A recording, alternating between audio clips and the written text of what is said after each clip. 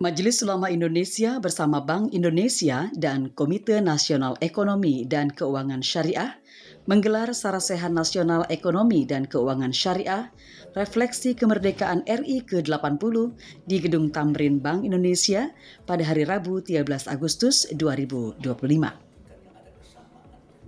Acara yang mengambil tema menjadikan Indonesia sebagai pusat ekonomi syariah dunia ini disuguhi paparan dari para tokoh ekonomi Indonesia.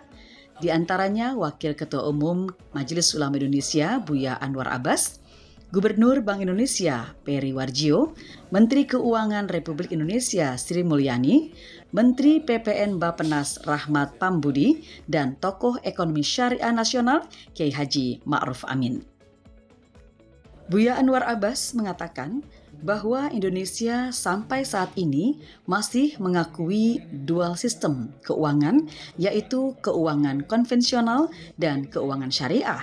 Menurutnya sudah waktunya ada undang-undang yang mengatur khusus ekonomi syariah, menyangkut perbankan, asuransi, dan lain sebagainya. Sehingga diharapkan kontribusi ekonomi syariah dan keuangan syariah di Indonesia semakin jelas dan meningkat. Selain itu, perlunya literasi terhadap keuangan syariah, karena market ekonomi syariah di Indonesia masih rendah. Negara kita sudah mengakui dual sistem, ada konvensional, ada syariah ya. Oleh karena itu menurut saya ya sudah waktu juga ada undang-undang yang mengatur khusus tentang ekonomi syariah. Ya, menyangkut perbankan, asuransi, segala-galanya lah ya. Kalau hari ini kan terpecah-pecah ya, masing-masing punya undang-undang sendiri-sendiri gitu ya. BPKH ada juga undang-undang yang melindunginya, tentang wakaf ada juga undang-undang. Nanti dibuat dalam satu kesatuan. Sehingga diharapkan arah dan pengembangan dari ekonomi syariah itu semakin jelas, sehingga diharapkan kontribusi ekonomi syariah dan keuangan syariah di Indonesia semakin jelas dan semakin meningkat gitu. Itu yang pertama. Yang kedua, perlu ditingkatkan literasi ya, karena market share ekonomi syariah itu masih rendah ya. Tapi kalau seandainya kawan-kawan kita yang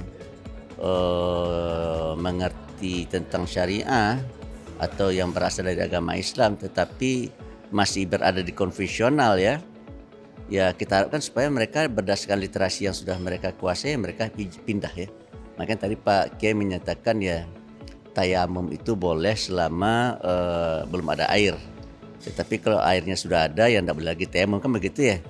Jadi sebenarnya kalau kita berpegang teguh kepada prinsip ajaran Islam, ya kita tidak boleh terlibat dalam praktek ribawi ya. Tetapi kalau seandainya tidak ada lagi jalan lain selain menempuh cara itu, ya maka menempuh cara yang ribawi pun boleh. Tapi kalau seandainya sudah ada lembaga keuangan syariah ya, sistem ekonomi syariah, ya maka berarti kita harus hijrah.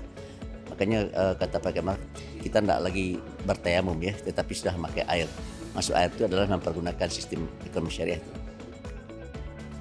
Pada kesempatan yang sama, pimpinan Dewan Syariah Nasional Majelis Ulama Indonesia, Adi Warman Karim, mengatakan literasi keuangan syariah harus disampaikan dengan bahasa yang mudah dipahami oleh masyarakat.